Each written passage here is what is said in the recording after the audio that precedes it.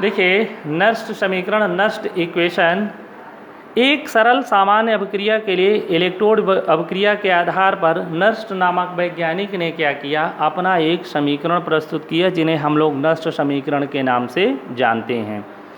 Mn plus an any electron m ठोस, ये क्या करता है, इसको हम लोग प्रदर्शित कर रहे हैं। इस इलेक्ट्रोड का इलेक्ट्रोड विभव निम्न समीकरण से करेंगे।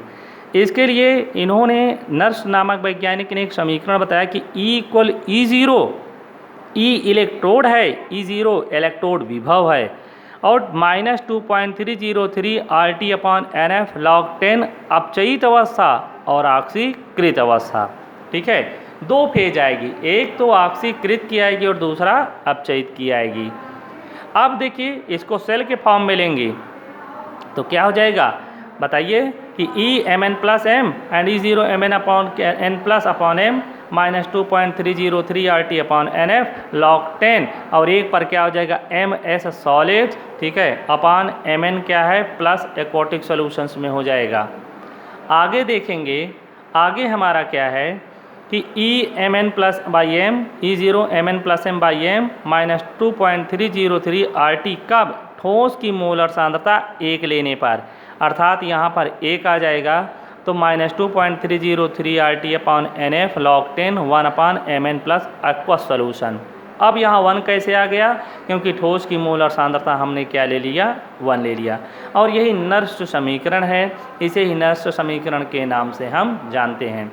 इसका पूरा फुल डेरिवेशन आप आगे की बड़ी कक्षाओं में जब जाएंगे तो वहाँ आपको पूरा पढ़ने को मिलेगा। अब जहाँ E क्या है, धातु का अपचयन विभव है, E0 क्या है, मानक अपचयन इलेक्ट्रोड विभव है, Mn प्लस क्या है, धातु के आयनों की मोलरता है, R क्या है, गैसीय स्थिरांक है, ठीक है, जिसकी वैल्यू 8.3 जूल, ठीक है, प्रति केल्विन प्रति मोल क्या है ताप केल्विन में होगा। F क्या है, फैराडे स्थिरांक है, और 96,500 क्या है, कूलाम क्या है, बराबर 1 फैराडे होता है।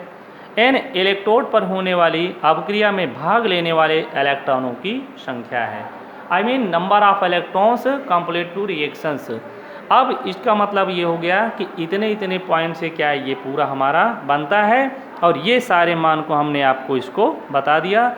इम्पॉर्टेंट है, बोर्ड में 2 नंबर में क्वेश्चन पूछा जाता है, तो आपको इसी तरह से लिख करके ये चीज़ को व्याख्या करनी है। देखिए, इससे संबंधित और क्या है फार्मूले बनते हैं, ठीक है।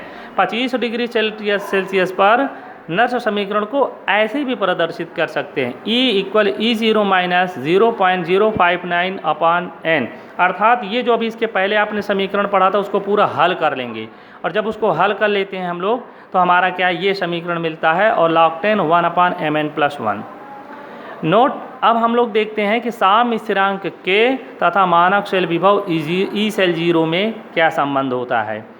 अब चूंकि अभी ही हम लोगों ने पढ़ा कि E0 सेल इक्वल क्या होता है 0.0591 अपॉन n log 10 Kc, ठीक है, और log 10 Kc बराबर ले लेंगे तो क्या हो जाएगा n into E0 cell upon 0.0591।